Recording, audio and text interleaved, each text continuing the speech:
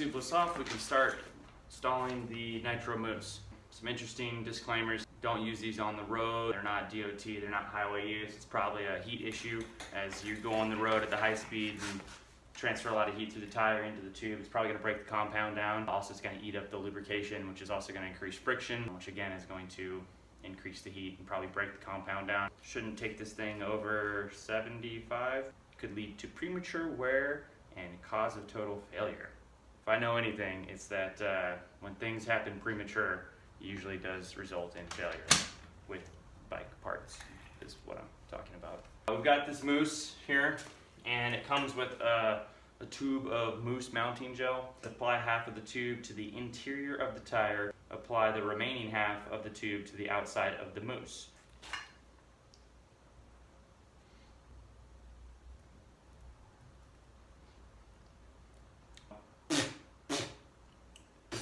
No nutritional content information. I would just probably say don't eat it. I have gloves.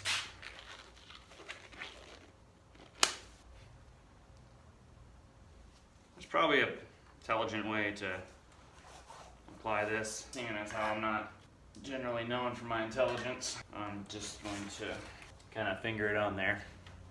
Alright, I think we've sufficiently lubed the inside of the tire. Let's lube up our mousse here. Make this portion of it a little more suited to do. Make sure you get a firm grasp around the girthy tube. Work it back and forth until you have sufficiently lubed the entire tube. I'm not sure if there is a new tech approved way of doing this. I think I'm just going to stick with my patented twist and slide. It's interesting, it's not as lubricatey, which is a word I just made up. It's rather tacky. It's probably so that it can handle the heat. When it heats up, it'll lose its viscosity, become more representative of a lubricant.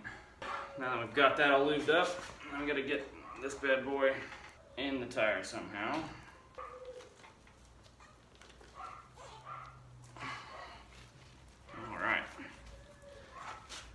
Got the tube in the tire. If you have a directional tire, make sure that you put it in the right orientation. Otherwise you will ride with the tire going the wrong direction, and only an idiot would do that.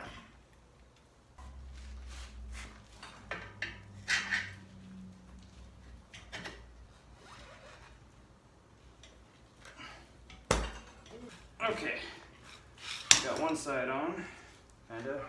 Let's see if we can figure out the rest of it. Make sure you have your wheel lock in before you start.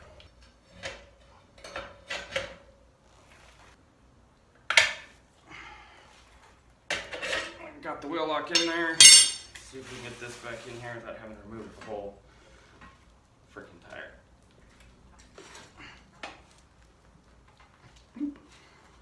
Okay, now we're back to kind of where we were. Hey Matt, why don't you use the tool that you talked so much about a few minutes ago?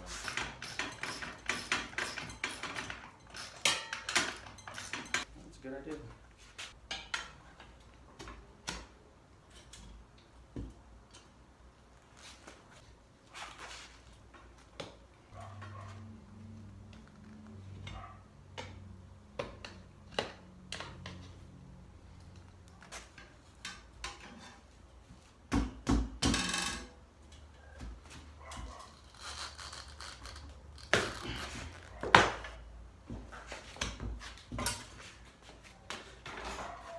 As you can see, it's just that easy. So a normal tube is probably a lot easier to do than the tubeless or the Nitro Mousse systems. First time is kind of just trying to figure out how best to employ the tools and then chasing the tire around the rim for a while. Next couple times will go a little bit easier, that I have a better understanding of how it operates. I was a little concerned that it was going to be too fat for the wheel, but after getting it on there, it looks like a normal tire. Bounces like a normal tire. When you're done, make sure to tighten the wheel lock back up, and you should be good to go. Alright, I'll be riding this tire this weekend, so I'll be following this video up with a review of my first impressions of the tire. Hopefully I'll be able to kind of give you a from start to finish report on Nitro Mousse systems. If you have any questions, put them in the comments. You can also follow me on Instagram at WheelspinMoto. If you liked what you saw, subscribe down here.